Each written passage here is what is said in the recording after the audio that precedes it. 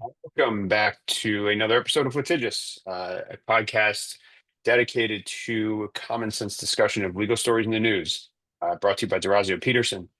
If you have any questions, feel free to hit us up on Instagram. If you are enjoying the show, please feel free to give us a like, a review, share this with your friends. And I'm Scott Peterson. I'm here today with Giovanna, as always. Lots of stuff to talk about in the news. First off, we last time we recorded, there was a breaking, and I use that term loosely, news story about a quote unquote couple who was caught on a kiss cam at the Coldplay concert at Gillette Stadium. And it was breaking as we were recording. And the long and the short of it is that why don't you fill in the rest? Since we last recorded, the CEO of this company, Astronomer, has now resigned. And I think this just ended up sort of snowballing, not only as kind of a social experiment of, the internet going bananas over something like this, ourselves included, but it did start to bring up some employment law related issues because the woman that he was caught with was the head of HR of their company. And since he's a CEO, technically a subordinate, at this point, we don't know what her employment status is. What can be dicey in these situations is that even in a consenting relationship, it's often going to be, once it is exposed, the higher up who bears the consequences, because again, even if it's a consenting relationship, there still is a difference in power in those situations. And that's what those anti-fraudization policies are designed to avoid, especially in a more even bigger disparity in power within a company. Those things can certainly blow up and cause a bunch of liability for the company when they go wrong. So it's not super surprising that he resigned. Not only is he having allegedly an affair with a subordinate, but you can get fired. Most people are at-will employees. He probably has some kind of contract. Maybe he had a golden parachute or something like that. But most people can get fired from their job just for demonstrating poor judgment and embarrassing the whole company, whether it's something huge like this or a thoughtless social media post or something like that. We often see people do something thoughtless with poor judgment and end up losing their job because of it. So that's kind of what has happened in this situation. Yeah, it's when we talk to employers, there's a difference between low-level employees having relationships with one another, which happens in companies all the time. I think, like statistically, I think a good amount of people meet their significant others at work because that's where you spend the majority of your waking hours.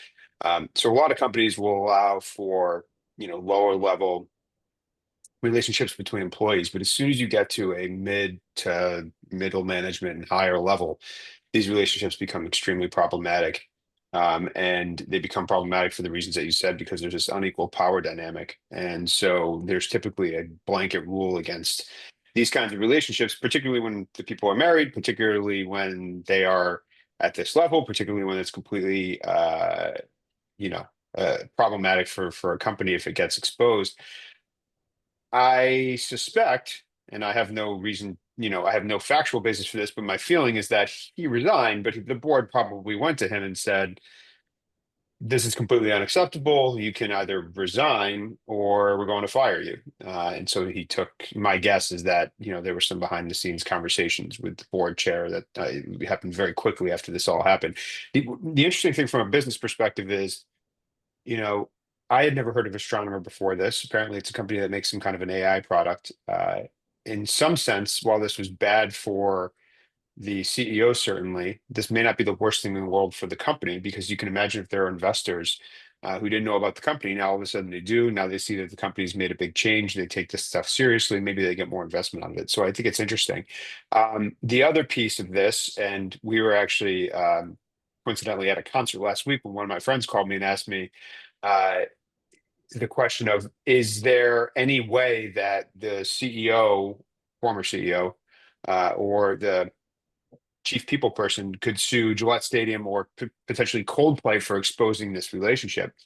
My feeling, and you can fill this in if you have any comments, but my feeling is that the answer is probably a pretty hard no. I mean, you can sue anyone. All you need to sue somebody is a couple $100 and the ability to do so. But successfully, I think, is unlikely because, among other things, when you purchase a ticket to an event, there are typically terms that you're agreeing to, one of which is generally that the space and that the artist can use your image and likeness at their discretion. That's A.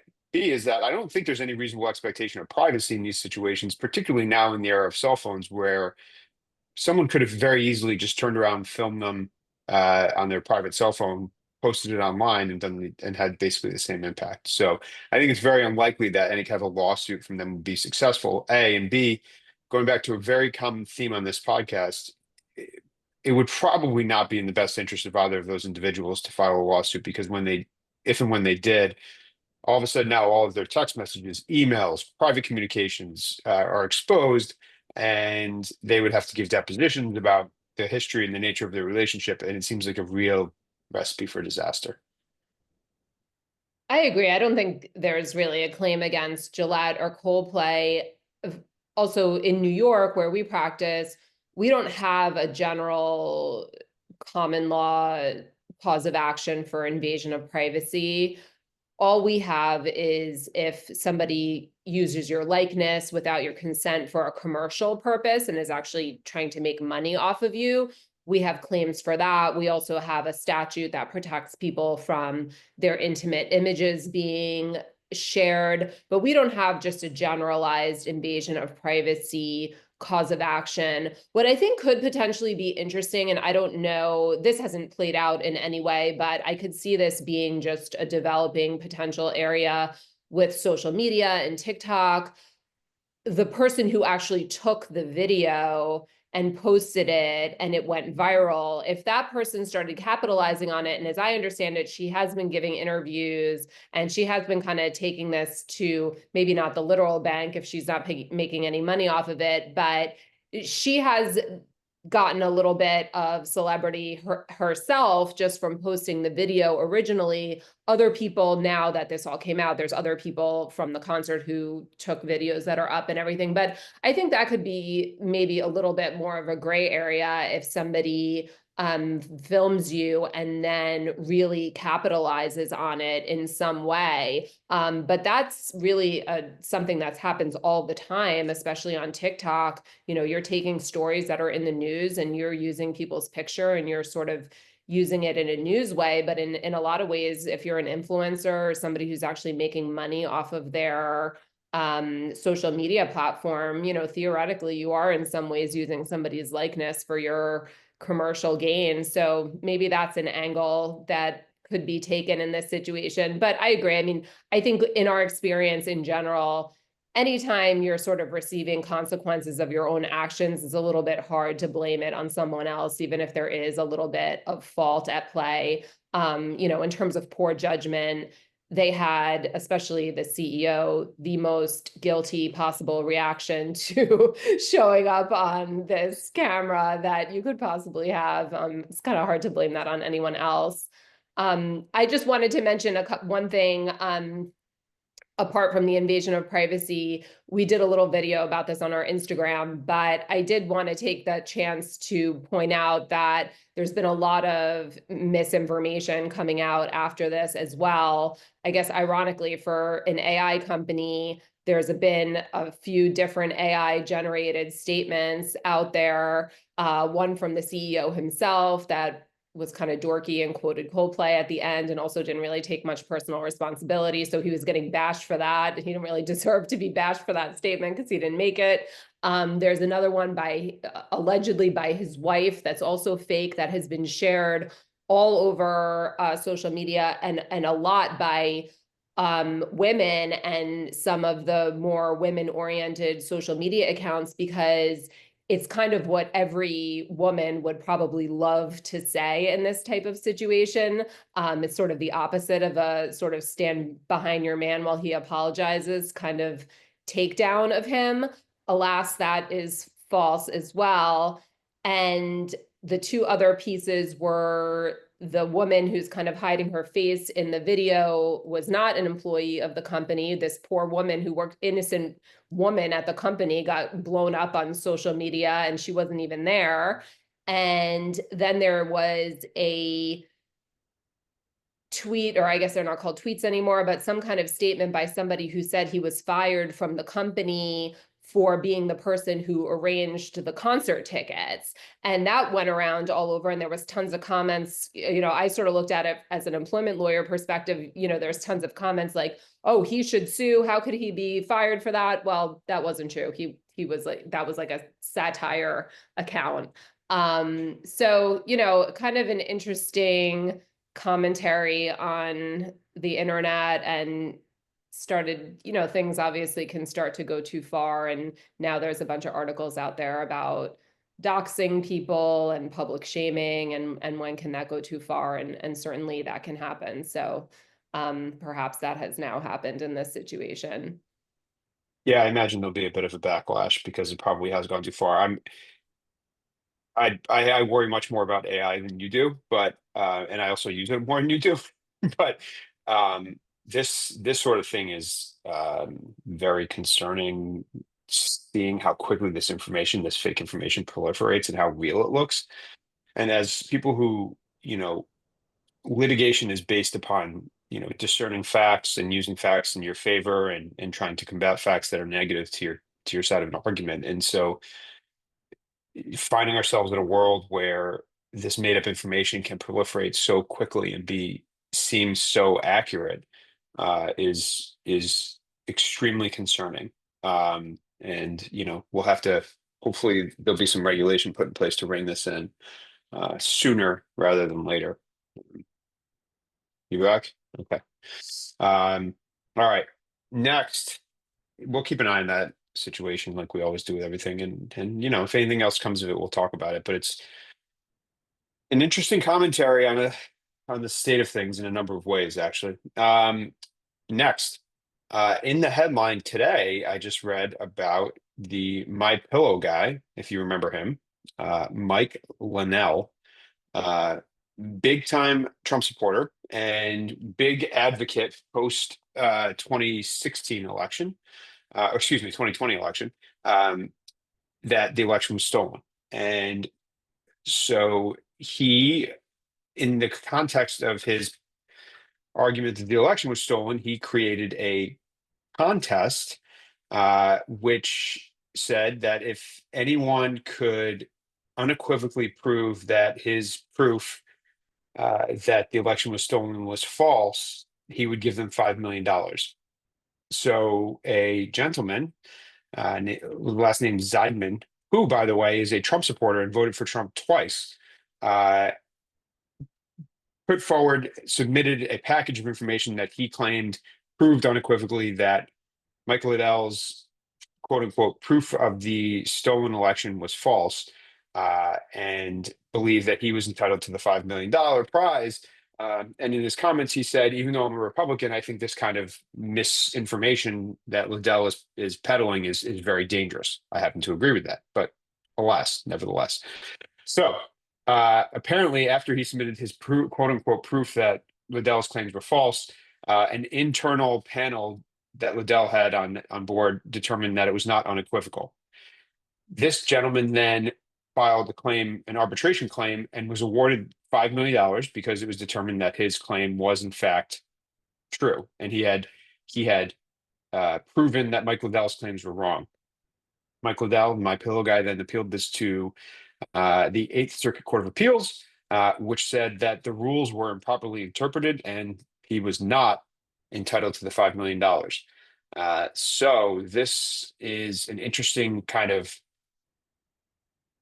discussion about contests and leaving aside the election issues. It's an interesting discussion about contests and language and how important language is. And this reminds me of, I don't know if this was something you talked about in law school. And when I was in law school, we learned about a case where an employee of Hooters took part in a contest where whomever brought in the most money or won would win a Toyota. Okay. She won the contest and was convinced that she was entitled to choose a Toyota vehicle from a local Toyota dealership. And when she was given the prize, she was handed a literal rubber Yoda doll from Star Wars. And she filed a lawsuit, and ultimately, I think that claim settled, and she was allowed to pick the Toyota of her choosing. So this whole case is revolving around the idea that unequivocal is a very difficult thing to prove, and because of that, it seems as though in this case, no one could ever have won. But I thought this was an interesting case. I don't know if you have any comments about it, but it was in the headlines today. I guess I would just say that it's probably important to note that the alleged winner of this contest, the reason why it was overturned was not because the claims about the election were true, but because the rules of the contest were ambiguous and he did not potentially meet the criteria. But otherwise, I mean, I can't believe we're still, and this is happening in so many different things at this moment, that we're still relitigating so many things that happened in the past, instead of just sort of moving forward. But I hope that could this could be maybe the last of all of this stuff, but Well, it's not. No. coincidentally, One? his No. Liddell is also involved in a defamation lawsuit, where a Denver jury previously found him guilty or liable, not guilty, um, for pushing false claims, and he was ordered to pay, I think, $2.5 million. Anyway, he appealed that that jury verdict, and his attorneys in the district court in Denver were each just ordered to pay $3,000 in sanctions after they used AI to help them write a court filing, which was apparently, this is a quote, riddled with errors, including citations to non-existent cases and misquotations of case law. So this is something we're actually seeing a lot. And, as AI becomes sort of a ubiquitous helper, I use AI all the time. I don't use it for Not for court briefs. citations.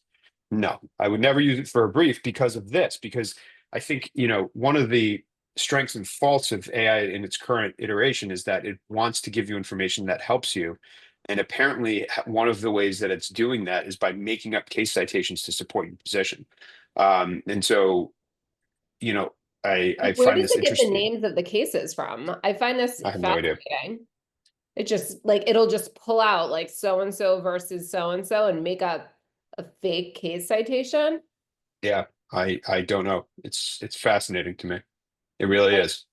That is crazy. Yeah, I personally do not cite cases that I didn't read. I'm just saying this because there's no getting away from it, so I'm just going to call you out on it that it's very obvious that you are fixing your hair in. Oh, yeah. I mean, I I'm just got a fixing my haircut. hair the entire time also, I just but got a haircut. I'm letting Yeah. you know. First day Um, of the haircuts, great. yes, I Um, also just got my hair done today.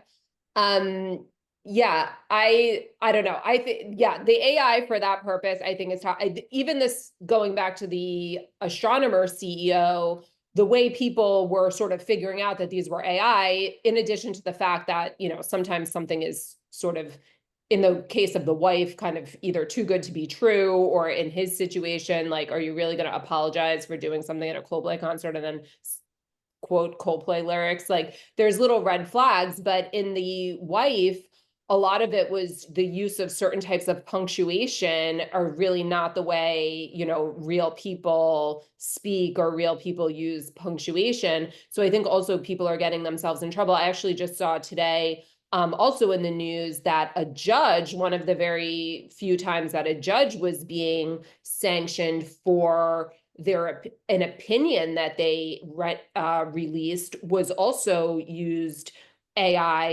and that type of thing, and the lawyers were reading it, were like, something is not right here, and same thing, fake case citations and things like this. Is a judge,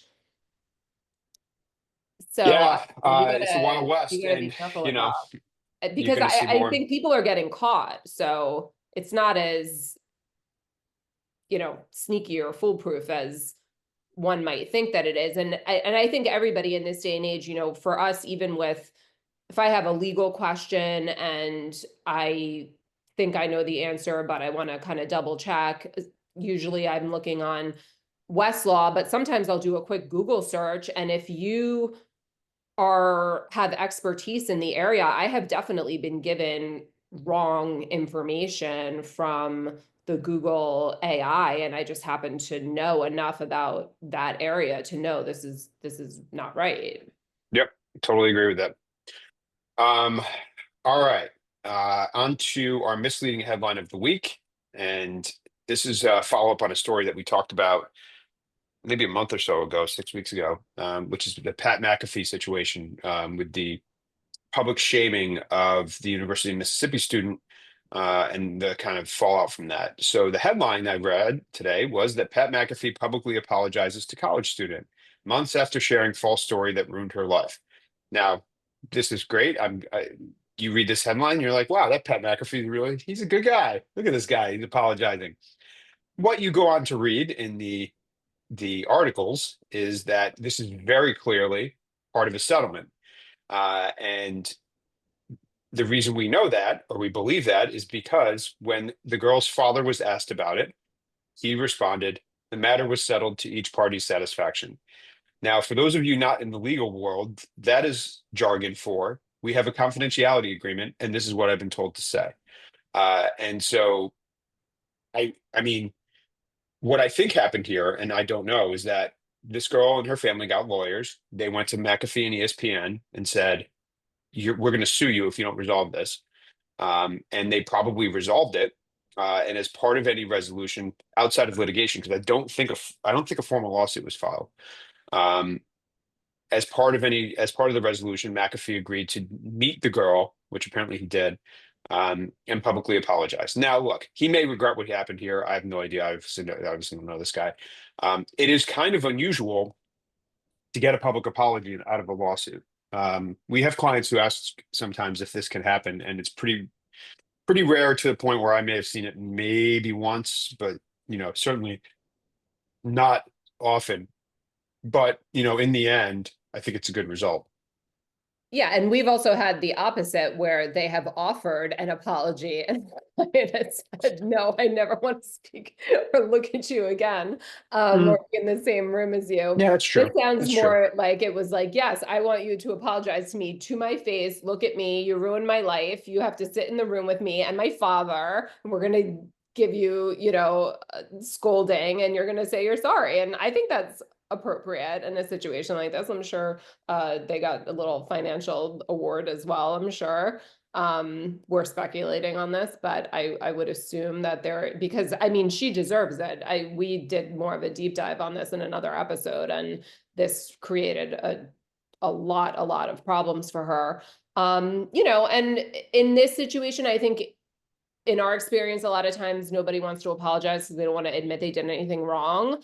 I think for somebody like him as a public figure, he has been able to sort of spin his apology probably in a way that he feels is helpful to his, podcast or whatever he does, his show. I read his statement. He was kind of like, we're trying to put like happy Yeah. vibes into the world, and we're willing to say we're sorry if we do something wrong and we don't want to be a part of that. And I don't know how genuine or not that is, but he was able to spin his apology in a way as well that, maybe makes people kind of want to move on from this, because I think he got a lot of negative feedback about it at the time. Yeah. Look, in a world where, you know, without specifically naming any names, leadership often seems to not admit any wrongdoing ever and never take responsibility for their actions. Whatever, regardless of the circumstances that this happened in, you got to, I give the guy credit for owning to it, acknowledging it, and apologizing for it. Yeah, Like, I what else I are you agree supposed with to do? you. Yeah, I agree with you 100%. I mean, the alternative being, because I think we do see a lot of people sort of double down on defending themselves, regardless, and kind of going scorched earth to ruin somebody's reputation as opposed to just apologizing. So yes, if the alternative to make a heartfelt, genuine apology, I agree with you, is, the right thing to do. Yeah. Yeah. So hopefully that puts that to bed. Hopefully, this girl can move on with their life. Um, all right, the non sequitur of the week here. A sad note today. This has been a tough week. We had first you had Malcolm Jamal Warner. Let me back up. Multiple people from our childhood have passed away in the last 3 days or this week. First, Malcolm Jamal Warner from the Cosby Show, and then a number of other shows. Theo Huxtable from my childhood, yours as well, I think, passed away in a very sad swimming act. He drowned in Costa Rica. Then Ozzy Osbourne, which I assume you didn't listen to Ozzy, but I did when I was a kid. It's sad. Another guy passed away, and then today Hulk Hogan passed away. Which I can't say I agree with the Hulkster on his political leanings, but he was a massive personality in my childhood, and it's sad. He was 71. He apparently had a cardiac arrest, and it reminded us that he was also involved in a very important and I think pretty big invasion of privacy case several years ago that was funded by, we believe, Peter Thiel, who is a sort of puppet master for lots of things nowadays. But you want to kind of summarize that case and just to remind folks of what happened and what the actual impact was?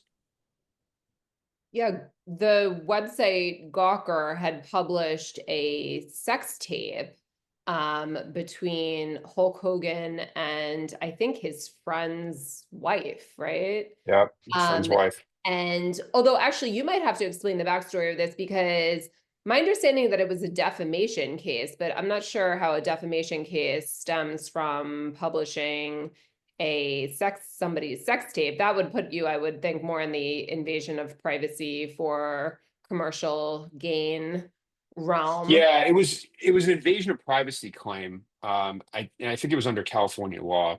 Um, and the case was backed, funded, I think openly funded by Peter Thiel, who was one of the original founders of PayPal, who was a staunch libertarian turned, big conservative cause supporter, who was also was not openly gay at the time, but is now openly gay and Oh, when I they believe married. exposed him, They right? exposed him. So Kind the of like backstory was that publicly Gawker thing. exposed Peter Thiel as being gay, and they outed him. Um, Thiel, being super intelligent and very wealthy and very vindictive, uh, saw an opportunity with the Hogan case to go after Gawker. So Thiel is sitting there stewing behind the scenes. Gawker publishes this video of Hulk Hogan sex tape with his friend's wife. Thiel sees this and says, "We're going to sue this case. We're going to take this case to a jury, and we're going to bankrupt Gawker." And that's exactly what happened. So they sued the case for invasion of privacy. It went to a jury, and the jury awarded Hogan $140 million. Gawker said they were going to appeal. As often happens, which we mentioned here, the case settled for substantially less than that jury verdict amount because no one wanted to go through the appeal process. Settled for $31 million. However, Gawker didn't have $31 million and ultimately filed for bankruptcy. So, you know, it was successful from their perspective. Hogan was maybe a little bit of a pawn. I mean, I don't know if you remember, like there was, he had to go into court and testify, and it got pretty ugly. But ultimately that's what happened. I don't know if that's what he's known for necessarily. He had a pretty long and successful wrestling career. He had some of these kind of problems later in life. He appeared at, I don't know if you remember, he was at the Republican National Convention last year when he ripped his shirt off, and that was his like move in the wrestling world. And last year he ripped it off and he had a Trump and Vance shirt on underneath. Yeah. So, uh, I didn't uh, see that. yeah, it Well, is what it is. yeah, I mean, feel like we were kids in the 80s and that was kind of his heyday. Yeah. I remember Oh yeah. I have like a cousin who loved Hulk Hogan as a kid. Yeah. I Um, mean, most young boys loved Hulk Hogan as a kid. Yeah. yeah, and then also just on Malcolm Jamal Warner, that's very sad. I mean, this happened off of a resort he was staying at in Costa Rica. We were just in Costa Rica in February. I've noticed a lot of headlines now just kind of relating this back to some legal issues. There's been a ton of headlines about the lack of lifeguards at this beach. But I think that it's important to sort of remember, not only, I think it's very common that a resort would not have lifeguards, but even a public beach, they had a ton of signage up about rip currents. And at the very least in New York, there's really no duty to rescue, even if there are lifeguards there. That actually even applies to law enforcement. People may feel that if I'm in a situation where there's people there whose job it is to protect me, if they don't, do I have any claim for that? And the answer is actually most of the time, no. In New York, the only time you can sue, a 911 dispatcher or the police for not doing anything to help you is if they materially give you advice or instruction that puts you in a materially worse position than you were already in. But if they just don't show up, or something like that, we really don't have a claim like that. So I think, and this also goes back to sort of, we talked about making an apology. I think the Costa Rican authorities were very sort of regretful and apologized that there wasn't beach patrol there at that moment in time, but that doesn't necessarily mean that, these headlines that we're seeing of like, why wasn't anyone there? Yes, ideally, of course, they would have been, but that doesn't mean anyone did anything, quote unquote, wrong or illegal.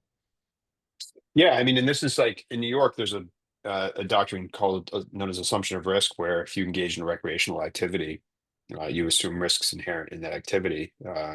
You know, drowning is probably a risk inherent in swimming. If you're in somebody's pool and you accidentally drown, that doesn't mean that the pool, the owner of the pool is necessarily negligent, although they could be. But sad. It's all sad, and this is part of getting older, I guess. So anyway, anything else? So I saw one last thing before we got on here that I don't know if you saw it. Going back to our common theme lately of defamation, did you see the president of France and his wife are suing Uh, conservative commenter, Candace Owens for defamation? Because apparently, I feel like people just like sit around and dream things up to talk about? this was Apparently, just she on a has podcast I was been listening to. Yeah. accusing Macron's wife of being a man. She said she's willing to stake her career on this. I don't I know. mean, I don't know. So I This is guess like a it has conspiracy gone theory. on for so long, and she's sort of doubled down on it so much that it has gotten to the point that they are now suing her for defamation. That's interesting because, well, I mean, that's an interesting legal question. They're citizens of France. Wonder where the jurisdiction is, what the venue is for that kind of a They probably case. sue her. I mean, as long as there's jurisdiction over the defendant, I think probably Yeah, sue her here somewhere in the United States. yeah. Apparently, she doubled down after they filed the lawsuit. So I mean, that I don't seems know. like a very easy thing to prove or disprove. What's interesting about that is, well, truth is obviously a defense, but so is opinion. And so, if she had just said, "Hey, to me, I think this She woman looks looks like like a a man." man. Yeah, I mean, then there's nothing. There's no grounds, right? But when you say it in a way that implies that you have access to information which would support that claim as being truthful, that's when you get yourself into trouble. I don't understand it. It makes no sense to me. But you know what this has done? This has gotten a lot of publicity for Candace Owens. Yeah, and I mean, I don't, yeah, I mean, if I were probably the president of a European Union country, I mean, I don't know if I want to get involved in a lawsuit with some American like personality. But I don't know why they've decided to pursue this too much. I also, if I were them, I don't know that I want the spotlight on me this much either, because there's like more scandalous things in their relationship that they could be talking about. Like I think they have a huge age gap. I'm pretty sure she was like his teacher when he was a young teenager, not just a teenager, like a 14-year-old or something like that. She recently punched him in the face. maybe that's why Candace, you know, because they're like the alpha. They're like, if your wife punches you in the face, that means that she's really a man. I don't know. Hey, it's the French. I think they're a little bit looser with their sexual mores. But yeah, I don't know. I mean, whatever. I think it's a completely avoidable situation from her perspective. So, Well, it's just who another knows? reason why we're living in some sort of strange reality right now where like leaders of countries are getting involved in like all sorts of crazy stuff. Yeah, we haven't even talked about, all the Trump lawsuits. I think I read today that he's filed more lawsuits for defamation than, anyone in recent memory in that position. I'll get the stats for next week, but we haven't even touched on those and whether they're, valid or not. Most recently against the Wall Street Journal. But as these cases shake out, we'll talk more about them because they are important. Yeah, And I think the Wall Street look, Journal case will be important and something that, you know, this could, I don't know. I mean, there's been so many things that have happened where people are like, this is this is it. This is the thing that is gonna change the perception. But I don't know. Yeah, that's going to be very interesting to see how that plays out because that I perceive as sort of like a clash of the Titans sort of situation between I don't see we have definitely seen like ABC and CBS, CBS. Paramount, these places, people are all kind of rolling over and paying these really big defamation settlements to President Trump when legal scholars think that they would have been successful in all of those cases, but ultimately, I'm sure a business decision was made that it's better for them to have a positive relationship with the administration than to prevail in these defamation cases. But I don't know that the Wall Street Journal is going to have the same incentive to do that. They don't seem to, so hopefully they dig in because this would be interesting to see how it plays Yeah, out. because they put out more after they initially said, you know, we're suing you, or they did sue them. They kept putting out more and more. So Yep. at Yep. this point, undeterred. Okay. All right. Well, I think we'll wrap it there. We will be back probably next week with the latest and greatest from the headlines in the news. If you have questions, please feel free to reach out to us. Instagram is probably the best way at Litigious Podcast or Litigious. And if you like this podcast, like it, leave a 5-star review and subscribe and share with your friends. And we will be back again soon. Thanks for listening.